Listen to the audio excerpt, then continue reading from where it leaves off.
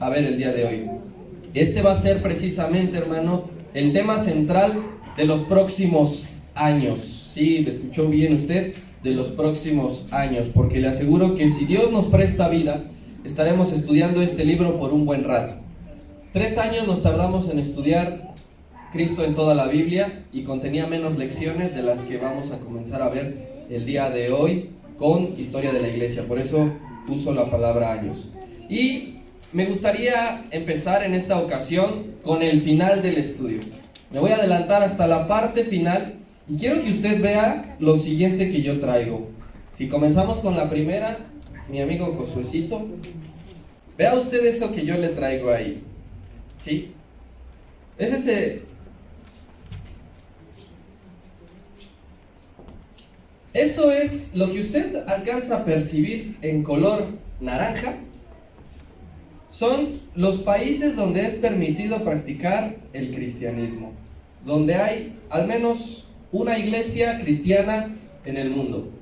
La siguiente, por favor. Eso que usted ve ahí representa el porcentaje total que contiene todas las religiones en el mundo. Y la cristiana abarca un 33.3%. No se vaya con la finta, hermano, que aunque diga cristianismo, no es como nosotros lo practicamos, ni como lo dicen las escrituras, sino que van inmersas las llamadas corrientes que se han metido en la misma bolsa. Hablo de catolicismo, hablo de los bautistas, hablo de los presbiterianos, hablo de los testigos de Jehová. En sí la estadística los engloba a todos en una misma. Y es lo que nosotros vamos a ver. En su momento se va a enseñar a partir de qué momento se crearon todas estas corrientes que yo le digo, surgieron, en dónde, por quién. Porque cristianismo solamente hay uno, hermano, ¿sí? Solamente hay uno. Aquel que tiene por base a Cristo, no hay más. Si alguien se dice llamar cristiano, pero su base no es Cristo, entonces no es cristiano, aunque la estadística diga que están ahí metidos. Y la última gráfica que yo les traje, ahora sí, los números de aquí van a indicar millones de personas en México y los números de aquí nos van a indicar décadas. La color azul va a hablar de un catolicismo en México. Vea cuántos millones y a partir de qué décadas. La línea de color verde es los cristianos evangélicos, donde estamos usted y yo. Vea cuántos millones, cómo inicia y cómo ha llegado. Y la línea que no se alcanza a ver, pero es de color como negra, es las personas que no tienen ningún tipo de religión, ¿sí? Para que nosotros lleguemos a esto, por eso les digo que vamos a iniciar con el final. Para que nosotros lleguemos a los mapas que le acabo de mostrar con ese porcentaje de esos países, esa gráfica, esos números, para que nosotros lleguemos ahí, no crea que fue de la noche a la mañana. No crea que fue con un abrir y cerrar de ojos. Hubo todo un proceso histórico muy grande, muy largo, y ese es el que usted y yo vamos a estudiar a partir del día de hoy. ¿Alguien puede decir aunque sea? Un amén, por favor. ¿Sí? Ya si quieres regrésale a la primera donde estábamos. Vamos a ver, hermano, ese proceso para poder llegar a estos datos que pues no pueden ser 100% verídicos, pero sí nos dan una idea, ¿sí? Veremos la iglesia, hermano, desde su concepto básico, su significado, su inicio, su formación, su consolidación y la iglesia hasta nuestros días. Desde luego, hermano, cada estudio que usted va a escuchar aquí, que va a ver aquí, que se le va a presentar aquí, la Biblia será nuestra base, ¿sí?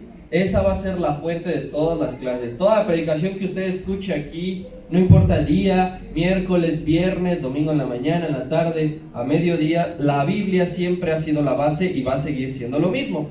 Pero aunque también es cierto, hermano, que dentro de la palabra de Dios no vienen especificados todos los acontecimientos con respecto al tema de la historia de la iglesia, sobre todo los más contemporáneos, ¿verdad? Pero los inicios sí vienen ahí, y es ahí donde va a entrar, hermano, la investigación de todos los maestros que usted ya conoce, más una sorpresa que le traigo ahorita.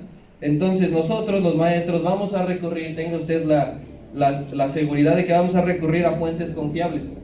¿sí? No vamos a traerle aquí Wikipedia, dice, El Rincón del Vago, dice, Buenas Tareas, dice. Hay buenos libros de consulta que siempre complementan lo que la Biblia enseña, ¿sí? Grandes escritores que nos aportan datos. Algunos son de fe y otros no, pero hay grandes escritores que, aunque no tengan creencia en Cristo, siempre aportan porque se han dedicado a investigar la historia de la iglesia, la historia de Jesucristo. Debo aclararle, hermano, que a lo largo de este material vamos a mencionar distintos periodos de la historia, ¿sí? No podemos pasarnos del libro de los Hechos, que es donde empieza todo, hasta el siglo XXI, porque habría un tramo muy grande. Tenemos que entender por qué empezó así y por qué estamos así como estamos ahorita, ¿sí? Y durante todos esos periodos históricos que constantemente usted va a estar escuchando, también va a estar escuchando nombres de todo tipo, como de algunos líderes, de algunos gobernantes e incluso, pues, de algunos papas, ¿sí? Para que usted no se vaya a espantar y no vaya a decir, ¡ay, qué nos están enseñando! Aquí no se debe mencionar el nombre de la Iglesia Católica y ese tipo de cosas. Es necesario, hermano, es necesario ver todo ese tipo de cosas. Por naturaleza del tema en sí, hermano, también se va a estar recurriendo constantemente a la historia, a la geografía, para que nosotros podamos entender los movimientos, pero será solamente como apoyo. Tenga también usted la certeza de que siempre que asista, siempre que diga voy a ir a la escuela dominical porque Dios me habla, siempre se va a llevar una enseñanza espiritual, ¿sí? Siempre se va a llevar en su corazón algún principio del reino. Así que cuando venga, Dios va a hablar. No falte, hermano, no se pierda una sola de estas clases. Cada domingo aquí vamos a estar 11 de la mañana, pero empezamos desde las 10:15 con la oración, pero 11 de la mañana la dominical, excepto cuando haya actividades especiales, ya usted sabe. Por ejemplo, la semana que viene no va a haber dominical porque nos vamos a ir a votar, ¿sí? Tenemos que cumplir nuestro deber ciudadano, pero ya a partir de lo que viene siendo el 13 de junio, ya arrancamos formalmente ahí con la primera lección, ¿sí? Yo le recomendaría a usted que si puede, que si quiere, traiga una libreta donde hacer anotaciones, porque se van a dar algunas cosas que usted quizá no sabía. También le incito a que participe, ¿sí? A lo mejor en el libro pasado usted diga como que hey, me daba pena, o que no importa, usted participe, aporte, haga preguntas, dé algún ejemplo, involúcrese en la enseñanza, ¿sí, amén? No va a ser nada más aquí un monólogo en el que los hermanos paramos y decimos y usted solamente se nos queda viendo con cara de qué guapo está ahorita el que está hablando, ¿sí? Así que por favor, puede participar de esa manera. Y bien, parte también de iniciar un nuevo material es la integración de un nuevo miembro, de un nuevo maestro que se suma a la escuela dominical, al grupo, y estoy hablando de nuestro hermano Aarón, ¿sí? Él poco a poco se irá desarrollando en este ministerio. Le pido que le tengamos paciencia como la ha tenido a todos, como se le ha tenido también a usted mismo.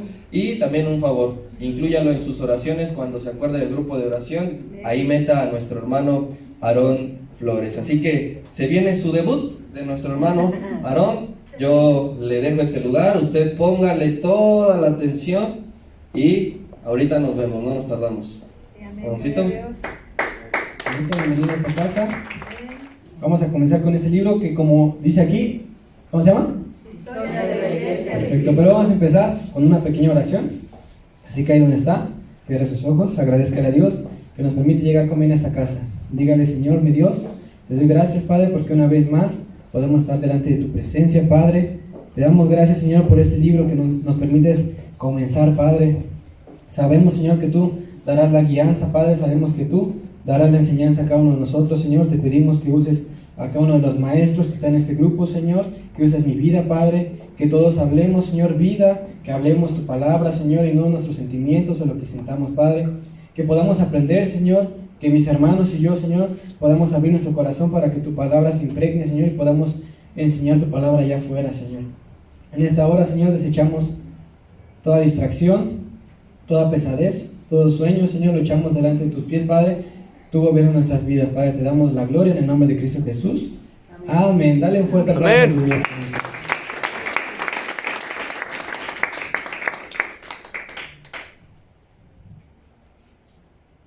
Como Como ya nos mencionaron, hermanito, sería un placer, un gusto que usted pudiera esforzarse por llegar temprano. Es un privilegio estar aquí, amén.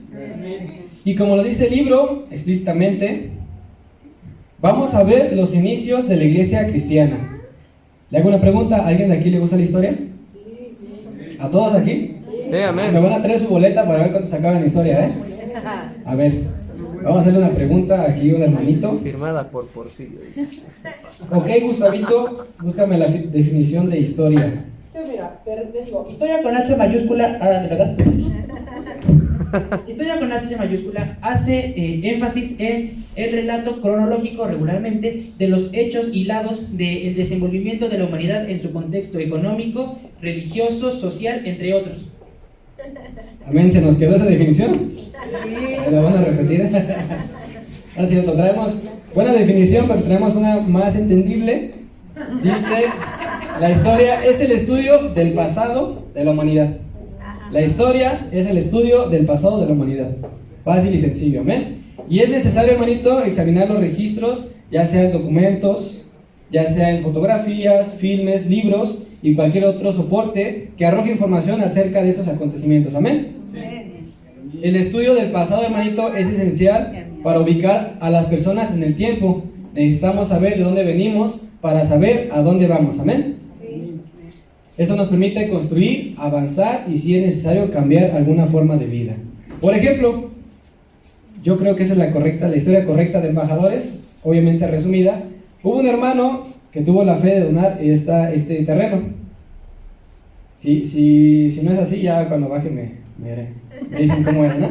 Pero bueno, hubo un hermano que donó ese terreno. Y hubo hermanos que llegaron a esta casa y por amor a la obra empezaron a trabajar. Primero oraban, construían, es la historia que nos cuenta el pastor, ¿no? Primero la oración y después a subir bultos de cemento y a subir grava y todo eso.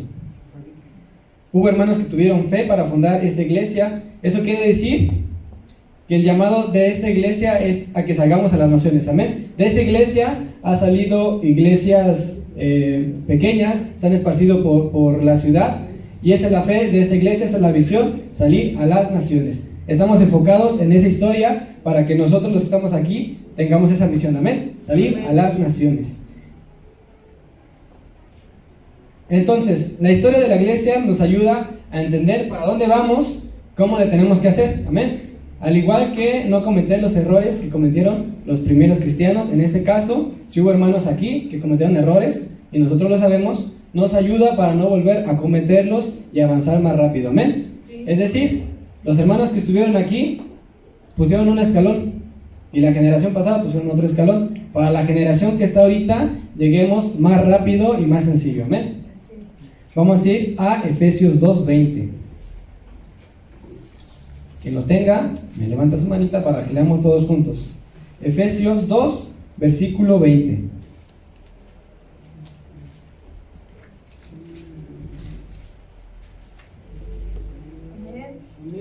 Gloria a Dios. Todos juntos dice: edificados sobre el fundamento de los apóstoles y profetas, siendo la piedra del ángulo Jesucristo mismo. Amén. Nuestro Señor Jesús es nuestra piedra del ángulo, es decir, nuestro fundamento es Él. Por eso mismo, el nombre de cristianos, porque somos seguidores de Jesucristo. Ahí le voy un ejemplo. A los que le van a la América, ¿cómo les llaman? Dicen gays, pero no, americanistas.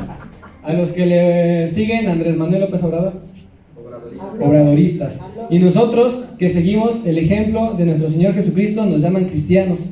No tiene que ver si venimos temprano el domingo, si venimos miércoles, llegamos a la oración tal vez, estamos sirviendo en un grupo, eso no tiene nada que ver.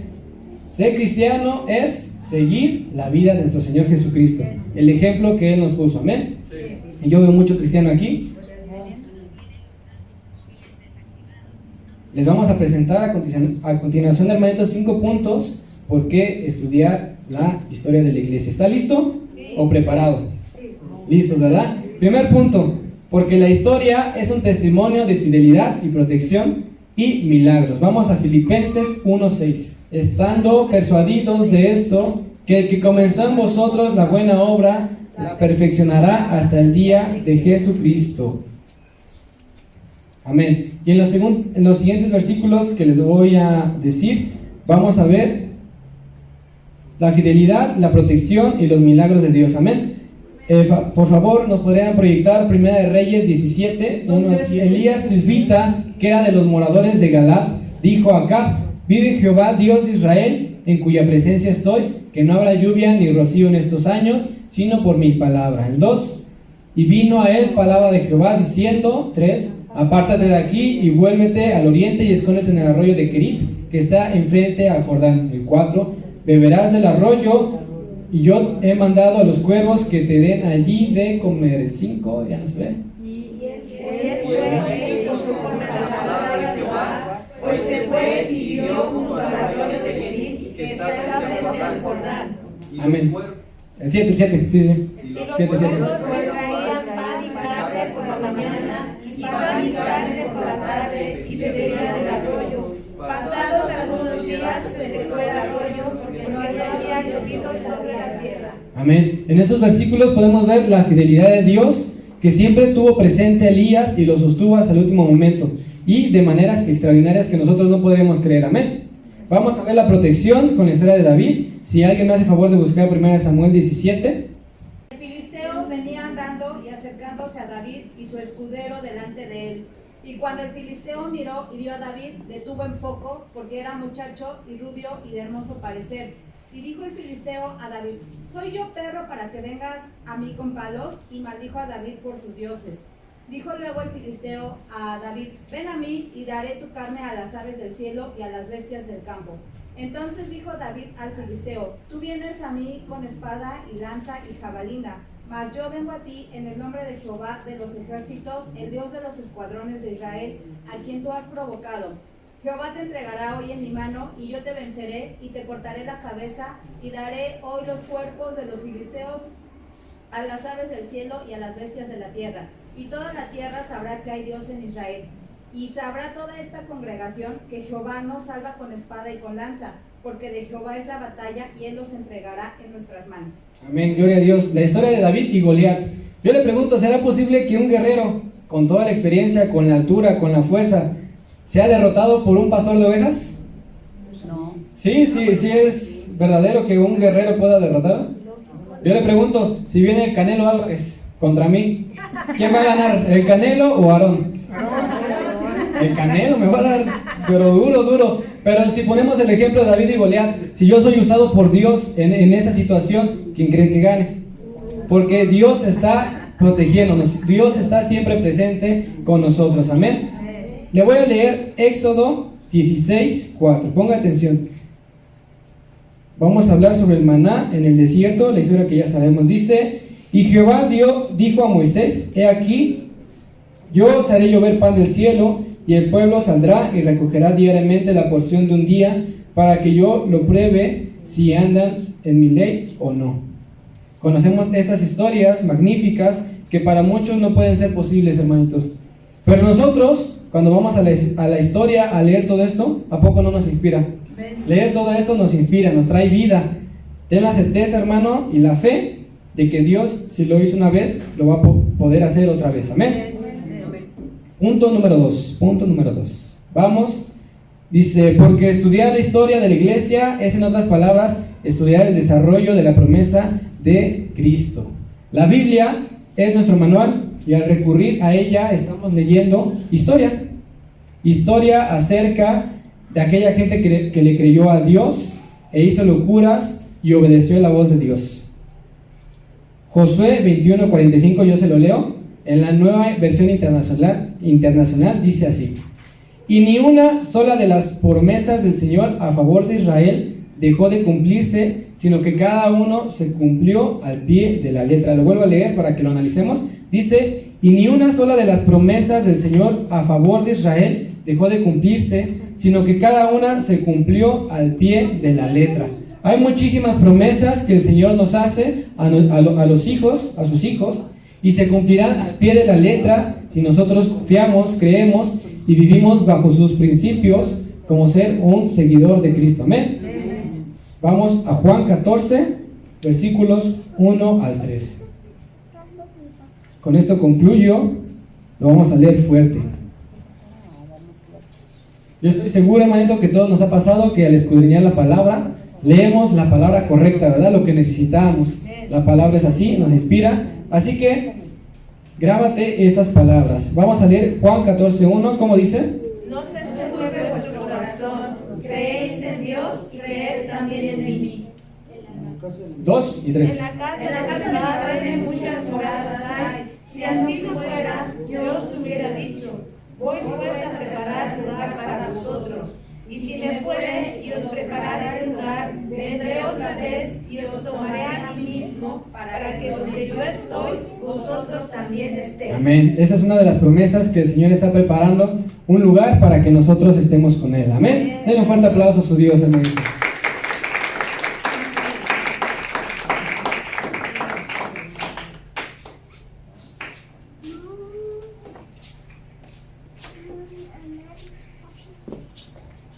Nosotros te llamamos, dejas tu número.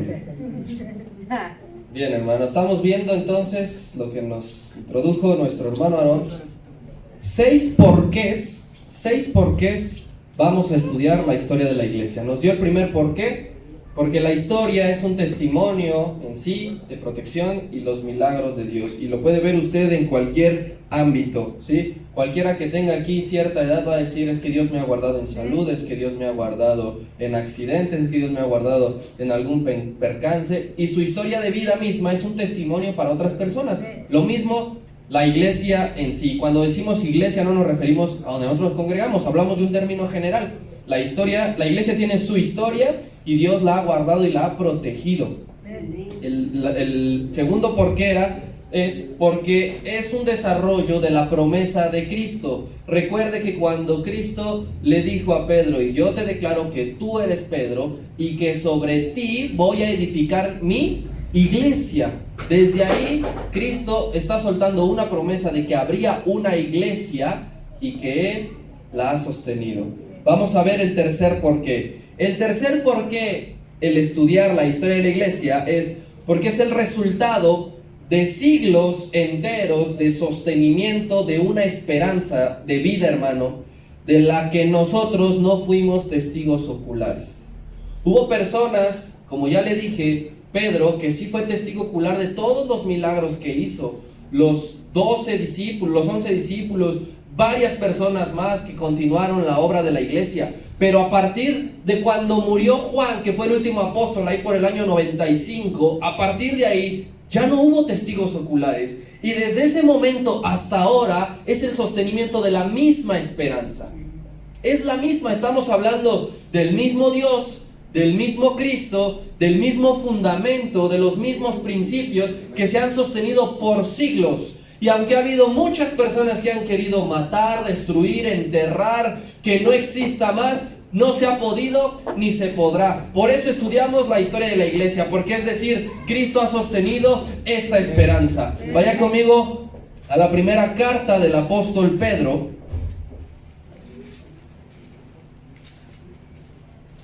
Versículo 8. Primera carta del apóstol Pedro 1, versículo 8.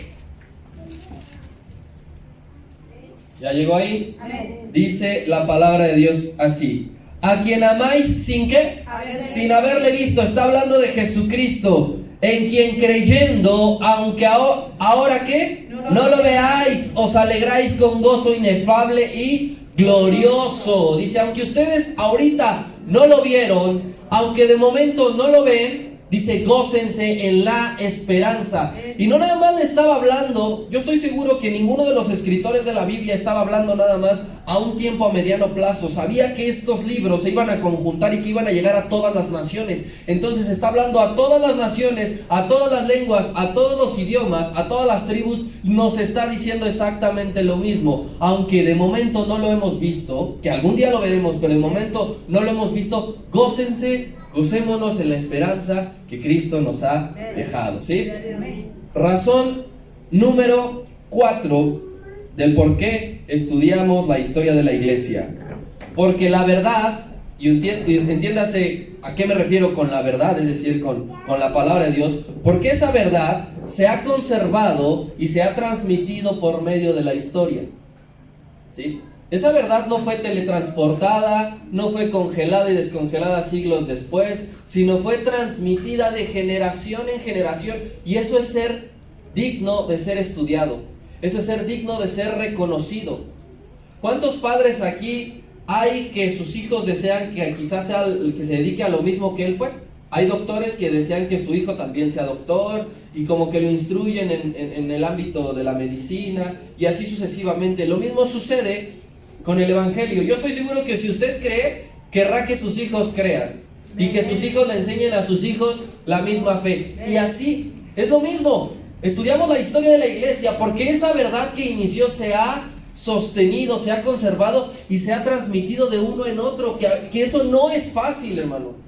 No es fácil eso, porque en todas las familias siempre está el negrito en el arroz, ¿sí o no? Sí. En todas las familias siempre está la oveja negra. En todas las familias siempre sale el patito feo. Y ha habido muchas familias en las que se ha cortado esa transmisión de fe, porque el hijo o el nieto o el tataranieto no quiso continuar con lo que el abuelo o el padre iniciaron. Y entonces cuando hay un corte en eso, se pierde una generación, se pierde una familia. Pero que la verdad que vino a decirnos Cristo se haya conservado y se haya transmitido no solamente en una región, sino no solamente en un país ni en un continente, sino en todo el mundo, es digno de que lo estudiemos usted y yo. Es digno que analicemos y que nos gloriemos y que le demos gracias a Dios, porque siempre al menos hubo una familia, una persona, un hombre que dijo: no voy a permitir que la verdad se apague, yo la voy a enseñar y la voy a transmitir. ¿Qué es lo que pasó con Noé? Todo el mundo estaba corrompido, todo el mundo.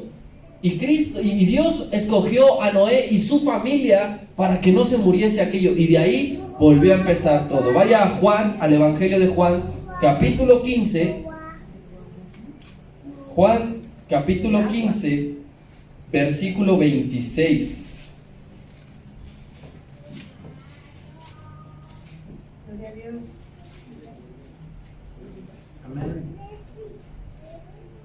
Dice así: pero cuando venga el Consolador, a quien yo os enviaré, ¿el Espíritu de qué? De verdad. El Espíritu de verdad, y el Espíritu Santo ya vino, y el Espíritu Santo es quien nos ayuda a conservar la verdad. El Espíritu Santo no se ha retirado del mundo. El Espíritu Santo no ha abandonado a la iglesia. El Espíritu Santo sigue vivo en tu corazón. El Espíritu Santo se mueve con libertad en esta iglesia y en todas las demás, y eso es señal de que la verdad sigue latente. Y tú y yo tenemos que resistir, porque hay quienes han querido tergiversar la verdad, pero usted y yo diremos: yo voy a conservar la verdad, yo voy a luchar porque la verdad siga siendo pura, siga siendo honesta, siga siendo llevada a más personas y no sean engañadas. La verdadera verdad no engaña, ¿sí? La verdadera verdad es la que convence, y es la que usted y yo necesitamos transmitir, hermano. Cada creyente, cada época, sin importar en qué país esté, somos usted y yo responsables de conservar la verdad. En la historia antigua había muchas naciones y muchos pueblos que las familias, las dinastías eran encargados de cuidar algo, de velar por algo. Usted y yo somos los encargados de velar que la verdad siga siendo hablada y predicada, ¿sí? La verdad absoluta. Transmítala a su generación, a sus hijos, a sus nietos, y verá cómo esto sigue fluyendo. Razón número 5 del por qué vamos a estudiar la historia de la iglesia. Porque todo creyente, hermano, como ya lo vimos en los anteriores puntos, pues, hemos sido alentados por esa historia. Usted lee la historia de la iglesia, usted empieza a leer a raíz del libro de los Hechos y se alienta de que a pesar de que haya persecución, de que haya muerte, de que haya hambruna, de que haya burlas, pues hay que seguirle. El creyente es alentado, pero también, hermano, por medio de esa historia, el creyente va a ser advertido, ¿sí? ¿De qué va a ser advertido? De que también ha habido historia del error. Ha habido muchas personas que han confundido. Por eso yo le enseñaba y le explicaba cómo nos generalizan a todos los cristianos.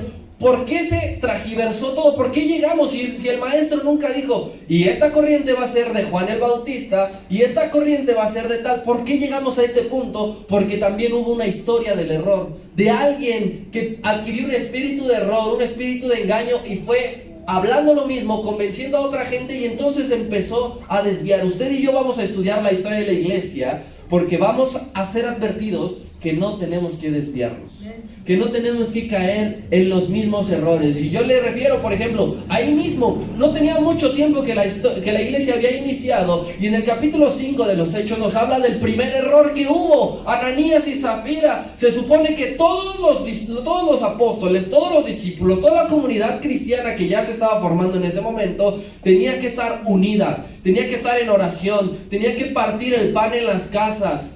¿Sí? Cuando había una necesidad, todos cooperaban. Y estos dos fueron los primeros en decir, como que hay que quedarnos con la mitad y nada más damos la mitad.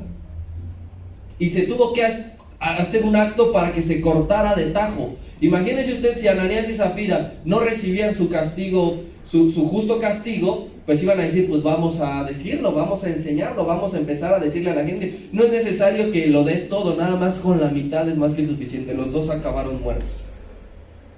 ¿Sí? Pero aparte de esa historia de errores que tú dices, no es la manera correcta, sobre todo el creyente por medio de la historia de la iglesia va a ser advertido por los errores doctrinales.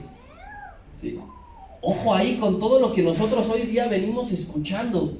Dice, si no son las enseñanzas que nos dijo Cristo, ¿quién fue el que empezó a desviar todo esto, a enseñar todo esto? Y usted lea todas las cartas del apóstol Pablo, cómo habla constantemente. Ten cuidado de los falsos maestros. Ten cuidado de aquellos que se infiltran, que se meten a las iglesias, que convencen y que dividen. Toda división de toda iglesia empieza por un error doctrinal. Yo no estoy de acuerdo en esto, yo no estoy de acuerdo en lo otro, y la mitad para ti, la mitad para mí. Vamos a ver un ejemplo. Vaya a la carta a Tito.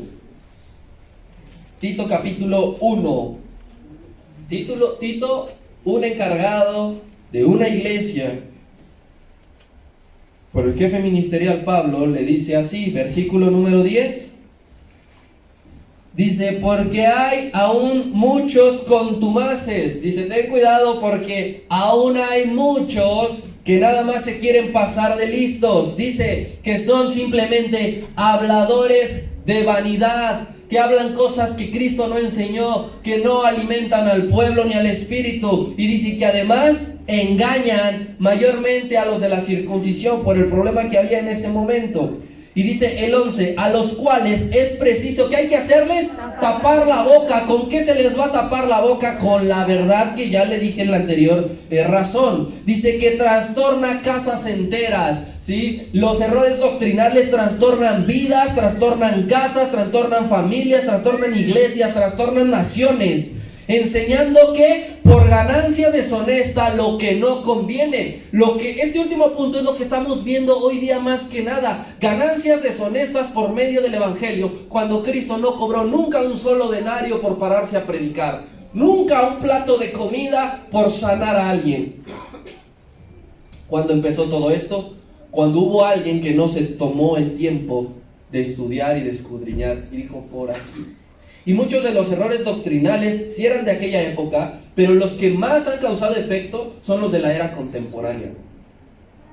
Y es por eso que usted y yo tenemos que estudiar, a partir de este momento tal persona, según se le apareció tal, se le dijeron tal, y entonces empezó a engañar a millones de personas. Si no estudiamos, hermano, usted y yo la historia de la iglesia, corremos el riesgo de caer más fácilmente de nuevo en uno de ellos.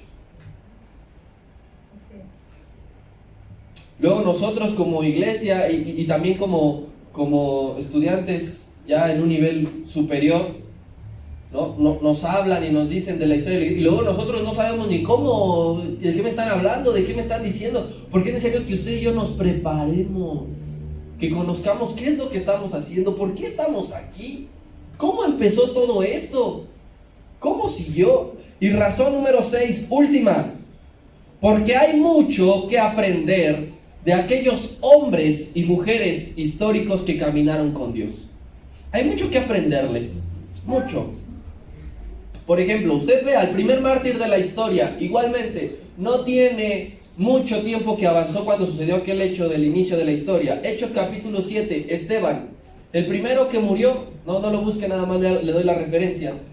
El primero que murió a causa de defender la verdad, de decir, Cristo a mí me enseñó otra cosa, Él dejó otro fundamento. Pero no solamente me refiero a todos los personajes que vienen en la Biblia, ¿sí?, sino a todos aquellos a los cuales Dios nos ha permitido conocer y que han sido parte fundamental para que nosotros hayamos creído, nos congreguemos, sirvamos, prediquemos la palabra, porque hay muchas personas que Dios nos ha permitido conocer y que ha sido de gran bendición, y que a lo mejor no son famosos y las personas no las conocen, pero tal persona me predicó una vez, me insistía, me decía, y todos esos sumados formamos la historia de Cristo. Por eso es que usted predique, no menosprecie a nadie, porque esa semilla que usted va a plantar, a usted nada le dice que no va a seguir la historia de la iglesia. Usted y yo tenemos que continuar la historia de la iglesia, ¿sí, hermano? No tenemos que ser ignorantes en esta parte. No tenemos que decir, yo no la quiero conocer porque me aburre la historia. Usted y yo como cristianos estamos obligados a conocer nuestra historia. A veces como mexicanos nos avergüenza que ni siquiera sepamos cuál es, no sé, la fecha de nuestra independencia. A ver, y esto voy a decir que lo editen. Alguien dígame el año de la independencia de México. 1821. Y aquí todo el mundo dice 1810. En 1810 inició, pero en 1821 se consumó. Lo mismo como cristianos, si alguna vez nos preguntan, ¿sí?, nos dicen, oye, a ver, cuéntame un poco sobre la historia de tu fe, la historia de la iglesia, y no sabemos qué decir, tiene que ser para vergüenza nuestra del pueblo, ¿sí? El pueblo debe prepararse. Diga conmigo, yo me voy a preparar, yo voy a estar atento, ¿sí? Nosotros también debemos de honrar a quienes dieron su tiempo y dieron sus fuerzas para que esto continúe, ¿sí?, este precioso camino. Bien, hermano, esas son las 6 razones de las cuales vamos a estudiar la historia de la iglesia. ¿Le ha quedado claro? Sí, bien. Dentro de la historia de la iglesia, hermano, va inmersa la vida de mucha, pero mucha gente. Mucha sangre ha corrido para que usted y yo tengamos la Biblia, usted y yo nos podamos congregar. Mucha gente que ni siquiera conocemos, que ni siquiera sabemos sus nombres, pero le dan sentido y valor a nuestra fe, ¿sí? Es importante, hermano, también que a partir de el concepto de iglesia, nosotros podamos entender que hay 2 significados, 2 maneras de entenderlo. Y le voy a decir la primera. La primera, la palabra iglesia, proviene del griego, eclesia, ¿sí? Se escribe E-K-L-E-S-I-A. Eclesia. Y esa eclesia, esa palabra griega significa asamblea. Pero no se refiere a una reunión como nosotros lo estamos llevando a cabo ahorita, sino esa palabra eclesia, ese significado en el griego, se refiere a una reunión de un ámbito político, de que se reunían para debatir ciertas cosas, para polemizar en ciertas cosas, pero que no tenía que ver con la fe. Y le voy a poner un ejemplo. Hechos capítulo 19, versículo 32. Eso es, este versículo que vamos a leer es eclesia.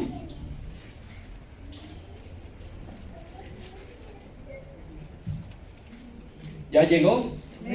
Hechos 19, 32 dice así: unos pues gritaban una cosa y otros otra, porque la concurrencia estaba ¿cómo?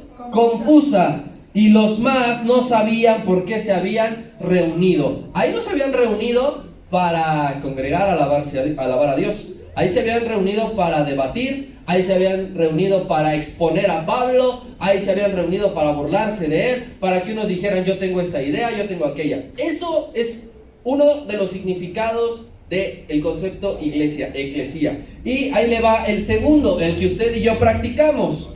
El segundo significado de la palabra iglesia es en el hebreo la palabra kahal, que es K-A-H-A-L, kahal. Y esa palabra significa convocado por Dios. Ahí sí hay una convocación de hombres y mujeres que tienen la fe puesta en Dios y responden al llamado. Porque usted y yo aquí no nos reunimos para debatir, usted y yo aquí no nos reunimos para platicar nada más, nos reunimos porque escuchamos que Dios nos ha convocado. Y le voy a poner el ejemplo, Salmo 22.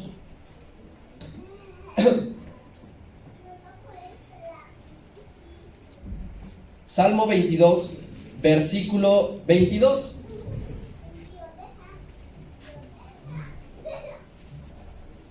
¿Ya llegó? Amén. Dice así: anunciaré tu nombre a mis hermanos. ¿En medio de qué? De la congregación te alabaré. Ahí es Cajal. El primer, lo de Hechos es eclesía y aquí es Cajal, convocados por Dios, ¿sí? Y desde esta interpretación, hermano, ya hay una clara diferencia con respecto a los católicos, que es ahí donde vamos a dar, pero bien duro, hermano, ¿sí? Por ejemplo, la iglesia romana sí que interviene en asuntos políticos. Usted observe al Vaticano, y el Vaticano es una nación, es un estado. El Vaticano invierte en la bolsa de Wall Street, ¿sí? El Vaticano, se me fue la palabra, cuando da para que quede cierto gobernante, ahí pone su aportación. ¿Cuál? Financia. Sí, financia gobiernos, ¿sí? Eso es eclesía. Ellos se están metiendo en ese concepto. Nosotros como cristianos solamente nos reunimos con el propósito de responder al llamado de Dios, ¿sí? Que nos ha hecho para hablar a su pueblo. Ninguno de nosotros está aquí, por ejemplo, para convencerle al hermano que la otra semana vote por Morena. Ándele, vote por Morena, mire que nos va a dar despensas. Nosotros nos reunimos aquí y alabamos a Dios, nada más. Aquí no nos reunimos para hablar de otras cosas. Y ellos sí. Ahí está la primera diferencia en el significado que hemos entendido de iglesia. La primera vez, hermano, que se menciona la palabra iglesia en la Biblia viene en la siguiente cita, Mateo capítulo 16. Ahí usted verá que por primera vez aparece Biblia en la palabra. Mateo capítulo 16. Y no fue ningún apóstol, no fue ningún profeta, no fue ningún discípulo. Tuvo que venir Cristo a decir la primera vez iglesia. Versículo 18.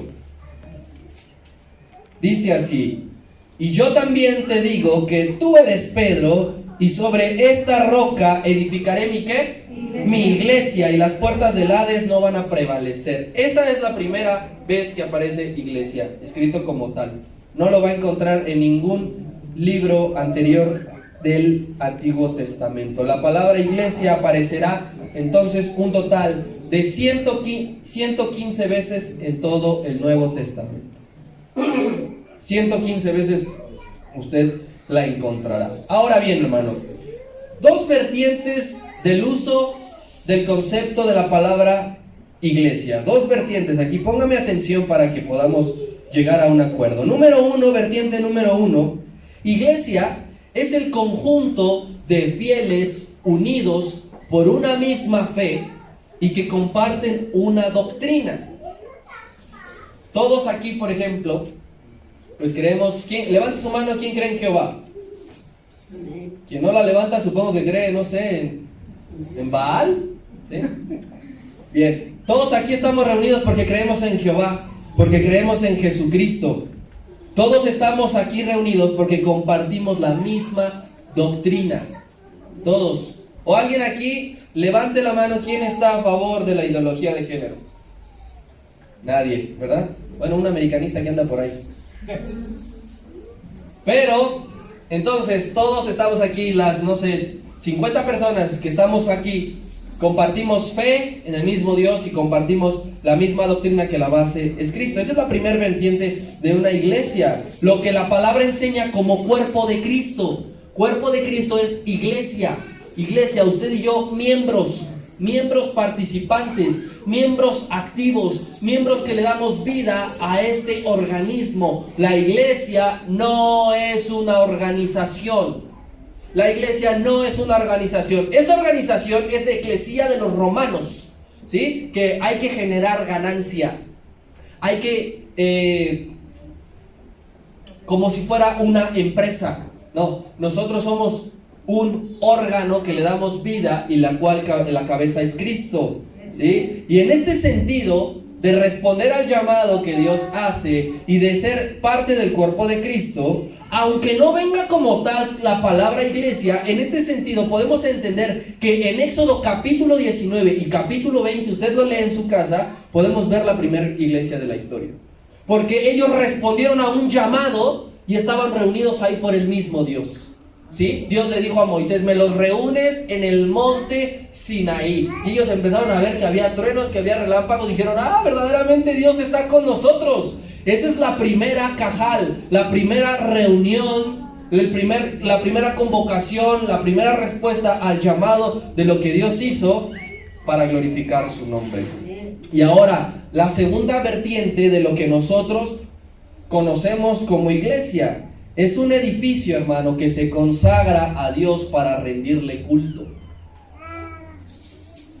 Nosotros decimos, vamos a la iglesia, voy a la iglesia, vengo a la iglesia, estoy en la iglesia, me toca ir a la iglesia, me toca servir en la iglesia.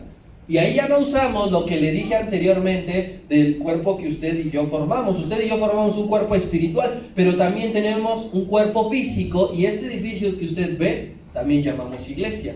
Y usamos, pues tiene algunos sinónimos que se emplean para referirse a la iglesia. Por ejemplo, congregación, ¿verdad? Alguien dice, voy a la congregación, como leímos en Salmo 22. Alguien dice, voy al templo. Y hay quien dice, voy a casa de Dios. Hay diferentes maneras, pero se refiere a lo mismo, a la palabra iglesia. Y en el Antiguo Testamento, hermano, en el Antiguo Testamento no se menciona como tal iglesia, pero viene tabernáculo. Y es la primera idea de iglesia. La primera idea, la gente se reunía ahí para presentar su ofrenda. Y Dios estaba en el lugar santísimo. Y después el concepto fue evolucionando, fue cambiando, y llegamos a lo que era el templo. ¿Cuántos templos no hubo en la Biblia? Templo de Zorobabel, el templo de Salomón, el templo del cual los tiempos de Cristo. Ya después hubo una destrucción de ese templo. Pero vea cómo fue transformándose, cómo fue cambiando. Y hoy día nosotros tenemos el concepto de iglesia, de un edificio, de un lugar, de un salón, de un espacio donde se reúne el pueblo de Dios para responder a esa convocación. Y la iglesia no tiene que tener características físicas para poder ser llamada iglesia. Lo mismo es un edificio de 4 pisos, llamarla iglesia, a un salón donde se reúne la gente y también es llamada iglesia. ¿Qué dijo el Señor Jesucristo? Donde haya 2 o 3 reunidos que respondan a la convocación en mi nombre, ahí voy a estar yo en medio, ahí voy yo a llamar mi iglesia. Todas las iglesias, y seamos honestos con esto, para ya que vayan pasando mis hermanos, porque se nos hizo bien tarde, todas las iglesias inician con un grupo de 3, 4, 5 personas, con un puñado de 10 personas, no más, pero la iglesia crece, la iglesia avanza, la iglesia se construye, hermano. Esto que acabamos de darle mi hermano y yo es solamente la introducción a este nuevo material. Espero que lo haya dejado picado, espero que lo haya dejado con ganas de escuchar qué es lo que van a enseñar, qué es lo que van a decir. La siguiente semana, hermano, recuerde, no va a haber culto matutino por lo de las elecciones. A partir de las 12 vamos a empezar la siguiente semana. Pero el domingo 13 de junio, aquí lo espero. Aquí lo esperamos mi hermano y yo. Aquí tiene una cita con el Espíritu Santo que responda al llamado que Dios nos va a hacer. Amén. De un fuerte aplauso a Dios. Tenemos nosotros que ver el inicio del cristianismo, sus bases. Todo esto es muy amplio, así que aquí lo esperamos.